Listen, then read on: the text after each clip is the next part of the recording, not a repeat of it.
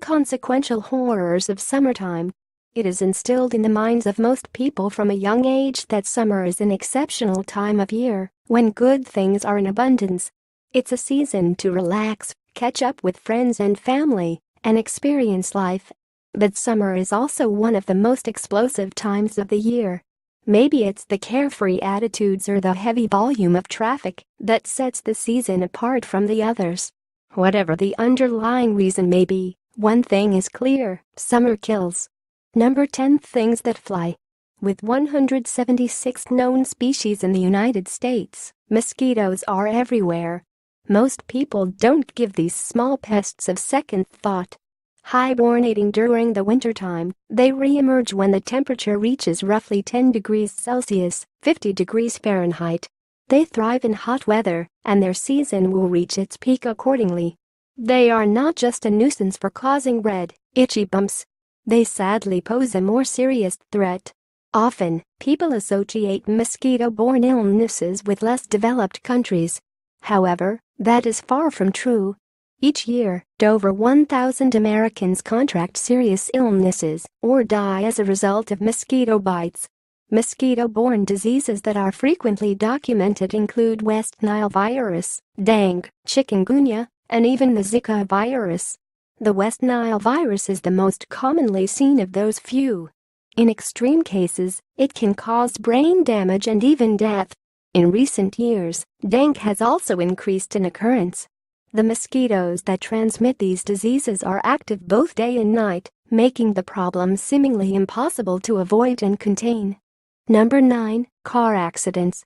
As if driving wasn't dangerous enough already, it seems as though the distractions and hazards reach new highs in the summer. The sheer volume of people on the road during the summer is enough to cause havoc and provoke anxiety. Many are traveling and vacationing. New drivers are also out of school, ready to use their newfound freedom.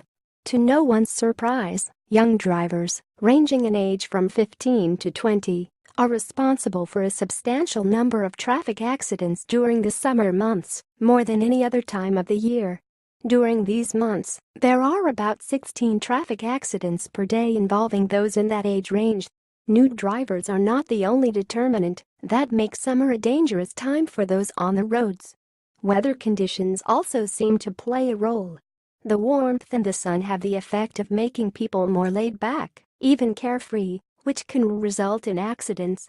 During the winter, people are more cautious when driving. News stations frequently alert the public about road conditions, and fewer people are on the road. With that in mind, it doesn't seem too far-fetched that July 3 and 4 have a long-standing record of being the deadliest days on the road. Overall, people are much more alert when driving in the winter. In the summer, people just want to cruise with the top down, most likely speeding too. The weather impacts drivers in other ways as well in the summer. Unpredictable thunderstorms and extreme conditions can pop up out of nowhere. Also, as many learned in grade school, heat makes molecules expand, i.e., the air in tires. This can lead to a blowout, which is dangerous for motorists. Warm weather also means that more people ride motorcycles and bicycles, which creates an added layer of danger for drivers. Pedestrians, too, are outside more in the warmer months. Road congestion and heavy traffic may spark road rage as well. It is almost as though the list of summertime driving dangers is endless. Number 8. Trauma season. Healthcare workers refer to the summer months as trauma season. Reports from Children's Hospital of Pittsburgh show that the number of kids seen per month doubles during the summertime for traumatic injury-related incidents. Adult trauma cases also increase at this time of year. Among the most common category of injury in the summer is falls. It's not just senior citizens, though. Kids on jungle gyms, skateboards, slippery pool decks, you name it, everyone seems to lack balance during this time of year. Ambitious do-it-yourselfers climbing ladders and engaging in other risky activities are likely candidates for fall-related injuries. Studies show that if a person falls more than 9 meters, 30 feet, they have a 50% chance of dying. In years past, falls have sometimes surpassed car accidents as the top contender for hospitalization. Usually, falls are preventable. Allowing kids to play outside and be active is important, but proper supervision is equally as important. Is it still considered an accident if a fall is preventable? Falling is not the only trouble that people manage to get into during the summer. Lawn mowers, bicycles, trampolines, and ATVs are all responsible for sending people to the hospital as well. Number 7. Fairs, carnivals, amusement parks. Oh, my, we've all heard the stories of people getting hurt at an amusement park, but we pretend it could never happen to us. This is called third-person or bystander effect. It's not rare to see roller coasters and other rides stuck at the end of a long day of toting thousands of passengers around. All too often, things become more dangerous than just a ride becoming stuck or ceasing to work at the end of a hot, busy day. Annually, around 4,000 are injured at amusement parks and fairs combined. It's all fun and games until someone's seatbelt breaks loose during a roller coaster ride. Horror stories of children falling off rides and even being decapitated paint a nasty image of these places to which we go for a good time. From water slides to Ferris wheels, the ways to become injured are endless. In 2016, an 11-year-old girl was scalped after her hair was caught in a carnival ride. It took a horrifying 10 minutes for the operator to stop the ride as the child's mother and other bystanders watched the incident unfold. Number 6. Too hot to handle. Heatstroke and dehydration are all too familiar. Every year, people find themselves experiencing these two illnesses as a result of the blazing summer heat. Dehydration is defined as the excessive loss of body fluids. It's no secret that the human body can't function properly without water, so dehydration can be very dangerous in certain conditions. Water loss and electrolyte loss are two different types of this condition, but the primary focus is preventing and treating it properly. Remembering to drink water throughout the day is vital to remaining hydrated. Most physicians say that 8 to 10 glasses of water per day are enough to keep one hydrated. However, this varies from person to person and depends on the weather conditions. Once full-blown dehydration kicks in, things get hairy. Twitching, lethargy, confusion, convulsions, and even delirium are all symptoms of this. Heatstroke is often seen in conjunction with dehydration. The symptoms of heatstroke, a form of hyperthermia, can vary, ranging from confusion and disorientation to coma. Affecting both young and old, heatstroke is usually considered a medical emergency and must be treated by a physician. In the summer months, this condition is often caused by overexertion. Number 5. Burns. Burns are rampant in the summer months. However, grilling and sunburns are not the only ways people end up burned. Every summer, around 10,000 Americans are injured by fireworks. Half of these incidents occur just within the first week of July. Sunburn is the silent killer. Although it rarely results in hospitalization, the lasting impacts are becoming increasingly apparent to researchers. Those who suffer from numerous sunburns as kids and young adults are at greater risk of skin cancer later in life. Sunburn can also cause more immediate side effects like heatstroke, dehydration, sun poisoning, fainting, and even seizures in extreme cases. Number 4. Water dangers. Water incidents are an inevitable factor when the weather gets warmer. Beaches and pools are at capacity, with children and adults sharing an equal love for the water. It's a summer staple for most. Drowning would be a gruesome way to die. In fact, it is the third leading cause of unintentional death. The CDC estimates that about 1 in 5 people who die from drowning are under age 14. That leads one to think that those deaths could have been prevented with proper supervision or even swim instruction.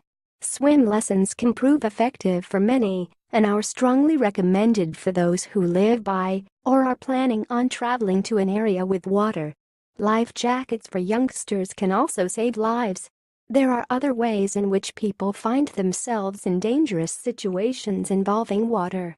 Having a drink by the pool can be harmless at times, but there is no doubt that it can impair one's senses to a point that swimming is nearly impossible.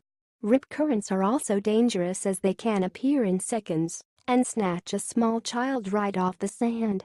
What hides under the water's surface can also threaten the lives and health of swimmers. Bacteria grow faster in the summer months and often can be found in both natural and man-made bodies of water. Naegleria fowleri is a commonly used example. This is a brain-eating amoeba that lives in lakes. Red tide is something to which most beachgoers are accustomed. This is when the bacteria levels reach a certain threshold and cities are forced to shut down their beaches to keep citizens safe. The rising bacteria levels are due to an increase in heat that causes an abundance of algal blooms. Red tide causes a toxic cycle that can cause serious illness in humans and kill water life. Number 3. Violent crime. Although summer makes most people feel warm and fuzzy, others experience deadly urges. Homicides and violent crimes rise with the temperature. In a study conducted by the University of Albany, it was found that these crimes have a seasonal pattern, peaking in the summer. The leading professor who oversaw the study offered two possible explanations: temperature regression theory and opportunity theory. According to temperature regression theory, people get too angry, when temperatures rise.